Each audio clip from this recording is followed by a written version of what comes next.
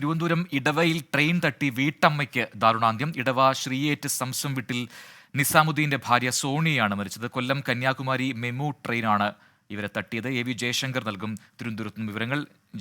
വിശദാംശങ്ങൾ.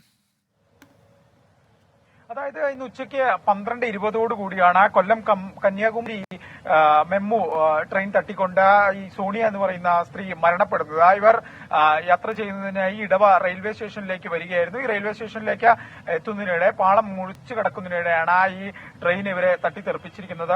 അപകടം നടന്നുടൻ തന്നെ ഇവരെ വർക്കല ശ്രീനാരായണ മിഷൻ ആശുപത്രിയിൽ എത്തിച്ചെങ്കിലും ജീവൻ രക്ഷിക്കാനായില്ല. വലിയ തോതിൽ ചോര വാർന്നുകൊണ്ടാണ് ഇവർ മരണപ്പെട്ടിരിക്കുന്നത്. എന്തായാലും തിരുവനന്തപുരത്ത് ഉൾപ്പെടെ വലിയ തോതിലുള്ള ട്രെയിൻ തട്ടിയുള്ള മരണങ്ങൾ വ്യാപിക്കുന്നുണ്ട്. ഒന്നാമത് ആളുകൾ ശ്രദ്ധിക്കാത്തതും മറ്റുമാണ് ഇത്തരം മരണങ്ങളിലേക്ക് നയിക്കുന്നത്. കഴിഞ്ഞ ദിവസങ്ങളിൽ തന്നെ ഈ വർക്കല ഭാഗത്ത് ഒന്നിൽ കൂടുതൽ ആളുകൾ സമാനമായ രീതിയിൽ മരണപ്പെടുന്ന ഒരു സാഹചര്യം ഉണ്ടായിരുന്നു. എന്തായാലും ഇവരുടെ സംസ്കാരം ഉൾപ്പെടെയുള്ള നടപടികൾ പോസ്റ്റ്മോർട്ടത്തിന് ശേഷം ഉണ്ടാകും.